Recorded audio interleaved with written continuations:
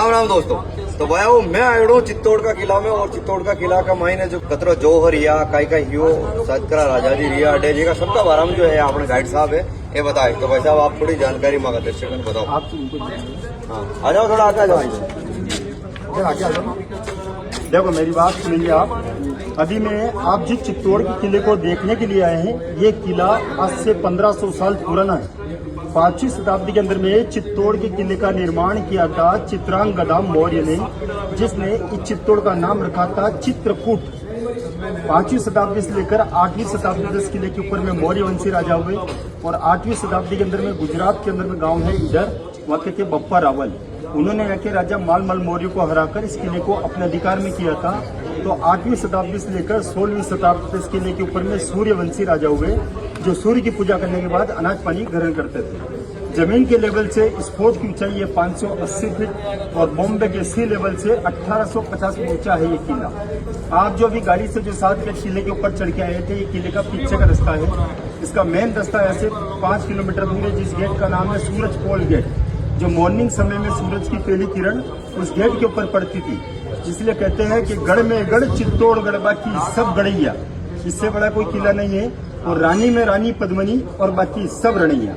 रानी पद्मिनी के मुकाबले में कोई सुंदर रानी नहीं थी।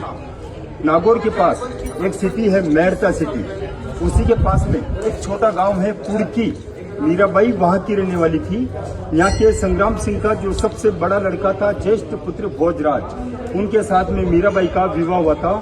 विवाह होने के कुछ वर्षों बाद जब भोजराज की बीमारी से मृत्यु हो गई थी, तो मीराबाई का जो देवर था विक्रमादित्य, वो मीराबाई से बहुत जलता था। उन्होंने मीराबाई को बहुत बार समझाया कि आप कृष्ण की भक्ति मत कीजिए, हमारे राजघराने में ऐसा शोभा नहीं देता है। तो मीराबाई बोली, मेरे तो गिरधर गोपाल दूसरे न कोई, जाके सिर पर मोर मुकुट मेरे पति सोई। बहुत बार समझाया तो मीराबाई नहीं मानी। तो सामने जो आप छोटा मंदिर देख रहे हैं, इस मंदिर के अंदर जहर का प्याला भेजा गया, जो मीराबाई ने कृष्ण की मूर्ति के सामने में रखकर किया था, जो अमृत बन गया था। जब विक्रमादित्य मीराबाई को ज्यादा परेशान करने लगा था, तो मीराबाई यहाँ से मथुरा से वृंदावन और वृंदावन से गुजरात के अंदर में द्वारिका में गई थी। वहाँ पर कृष्ण भगवान मूर्ति के 2 टुकड़े हुए थे, उसके बीच में मीराबाई समा गई थी और मूर्ति वापस जॉइंट हो गई थी। मीरा मंदिर के सामने एक छोटी देवरी बनी हुई है, जो मीराबाई के गुरु थे संत रविदास, उनके पैरों के निशाने, उनकी पूजा करने के बाद मीराबाई कीर्तन किया करती थी। सामने जो बड़ा मंदिर आप देख रहे हैं, उसको बोला जाता है कुंभ श्याम का मंदिर। कुंभ श्याम का मतलब होता है कि कुंभ में तो महाकुंभा, और शाम का मतलब होता है कि राधा कृष्ण और बलराम। 3 मूर्ति अभी इसके अंदर आपको देखने को मिलती है, राधा कृष्ण और बलराम। क्योंकि पहले ये विष्णु भगवान का मंदिर था, तो विष्णु का वाहन होता है गरुड़। तो सामने जो ब्लैक मूर्ति आप देख रहे हैं, वो गरुड़ भगवान।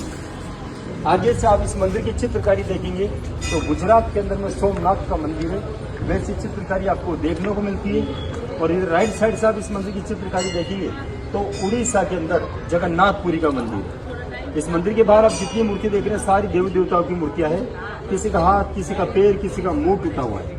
ये सारा अलाउद्दीन खिलजी के समय में युद्ध में डैमेज किया था, खंडित।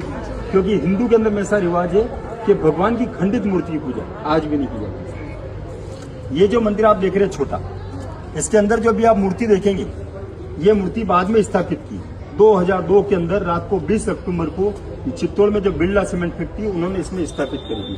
क्योंकि ओरिजिनल मूर्ति तो द्वारिका मीराबाई अपने साथ ले गई थी। मीरा मंदिर के सामने एक छोटी देवरी है, जो मीराबाई के गुरु थे संत रविदास, जिनको रोहिदास भी बोला जाता था। उनके पैरों के निशान है, उनकी पूजा करने के बाद मीराबाई उस मंदिर में कीर्तन किया करती थी। तो सबसे पहले आप सभी को सूच खोलना है उस मंदिर के बाहर, उस मंदिर के दर्शन करेंगे।